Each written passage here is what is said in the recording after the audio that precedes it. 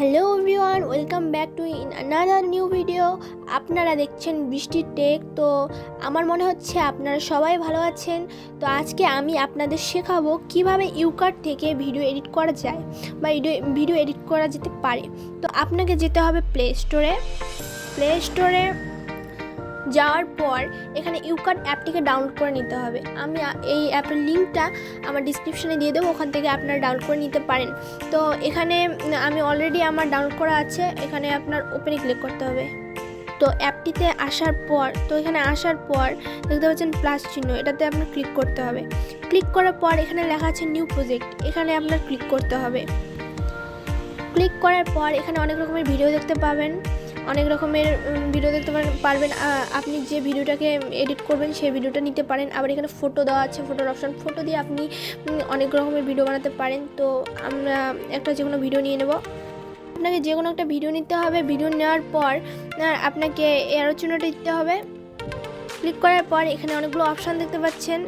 প্রথম অপশানটা যদি আপনি ক্লিক করেন, এটা থেকে আপনি ভিডিওটাকে কাটতে পারেন, ছোট করতে পারেন, বড় করতে পারেন। আবার মাঝখানে এখান থেকে আপনি ভিডিওটা মাঝখান থেকে কেটে দিতে পারেন, যতটুকু লাগে মাঝখানটা বাদ দিয়ে তারপরে দুটো যুক্ত হয়ে যাবে। তারপর সেকেন্ড অপশান আছে মিউজিকে আপনার ক্লিক করতে হবে। মিউজিকে ক্লিক করার পর এখানে দেখতে পাচ্ছেন অনেক রকমের মিউজিক আছে। তো এখানে অলরেডি মিউজিক দেওয়া থাকে, তো আপনার এখানে ডাউনলোড করে নিয়ে তারপর এটাকে সেভ করতে হবে। তা আপনি যদি এক্সট্রাভাবে আপনার গ্যালারিতে সেভ করা কোনো ভিডিওর গান যদি আপনার অন্যরকম আরেকটি ভিডিওতে গান সেভ করে চান, তাহলে আপনার এক্সট্রাক্ট মিউজিক ফ্রম ভিডিওতে ক্লিক করতে হবে।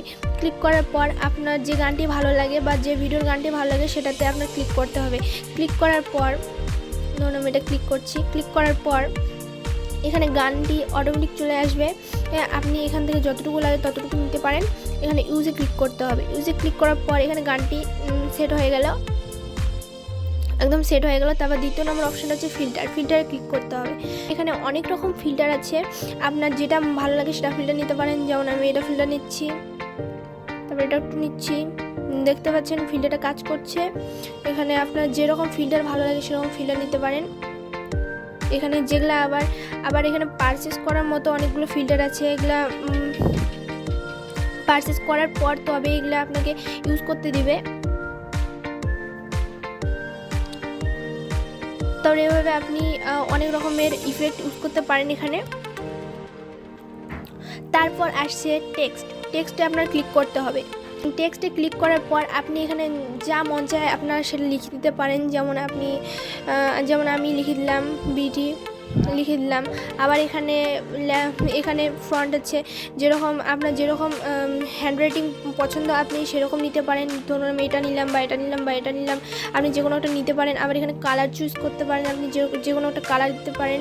আবার এখানে আছে, এখানে আপনি যেরকম লেখাটাকে আপনি যেরকম করতে চান সেরকম করতে পারবেন। এখানে যেরকম আমি এরকম করলাম বা এরকম করলাম বা এরকম করলাম বা এরকম করলাম বা এরকম করলাম, আপনি যে কোনো একটা করে নিতে পারেন।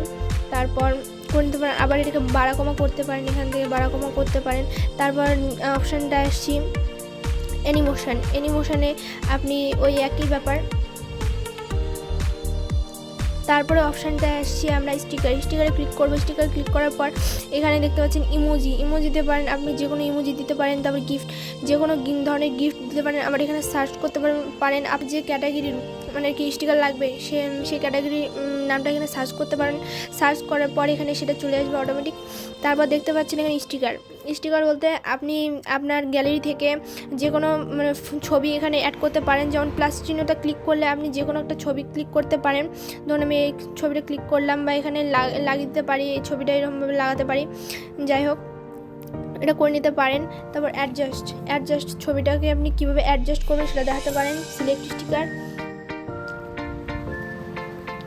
তারপরে অপশানটা আসছি। তারপরে অপশানটা হচ্ছে পিপ থেকে আপনি যে কোনো একটা বা ছবি বা ভিডিও নিতে পারেন।